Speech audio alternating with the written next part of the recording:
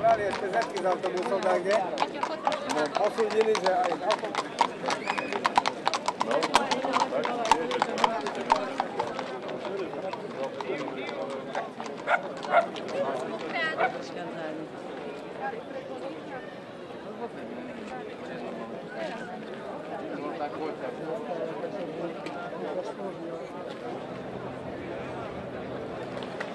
Ľudia, poďte bližšie, aby ste počuli všetci. No, ideme bližšie, poďte. Takže v prvom rade by som chcel všetkým poďakovať, že prišli a popriať pekný deň. Som rád, že tu je veľa ľudí, pekných ľudí, ktorí konečne prišli vyjadriť svoj názor a že sa neboja vyjadriť svoj názor.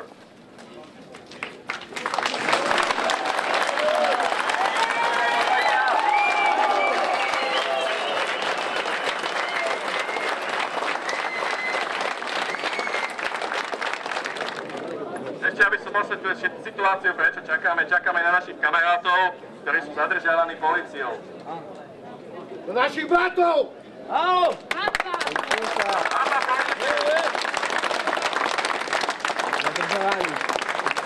Občania Slovenskej republiky sa nemôžu voľne pohybovať po svojich mestách, po svojej krajine.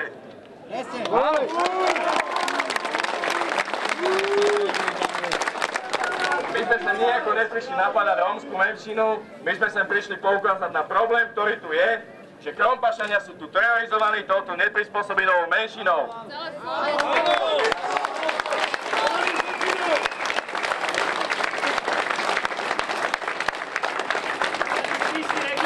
Tento problém pretrváva na celom Slovensku, ale vláda ho neustále zakrýva ho napríklad nejakým bojom proti akože extrémizmu, ktorý v podstate ani neexistuje.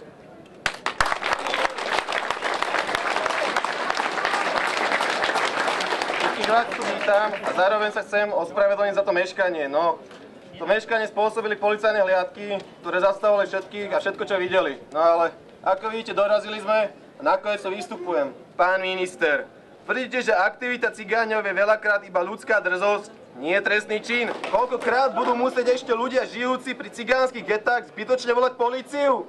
Dokedy bude páchaná kriminalita a násilie na nevinných ľuďoch, trpiacich pod rukami cigáňov, ktorí nie sú trestaní za svoje činy iba preto, lebo na sebe nosia nálepku Rómovia. Zatiaľ čo Slovák tvrdo drie na vodu a chlieb, aby vôbec dokázal uživiť trojčlennú rodinu. To sú potom rasisti, keď cigáň nemusí robiť iba pre svoj rasový pôvod a Slováka zoderú z kože. Aj to málo, čo si ťažko vypracujeme, nám ukradnú práve oni. A kto ich za to potrestá? Nikto! Pán Kaliňák či pán Fico? Nikto! Miesto toho, aby prinútila cigáňov robiť, im ešte prestrie červený koberec k miliónovým domom. Domom postavenými našimi rukami za mizerný plat a ešte mizernejšie zaobchádzanie. Ako sa cíti Slovák, ktorý stavia byty pre neplatičov a zlodejov, zatiaľ čo on ledva žije z výplaty na výplatu?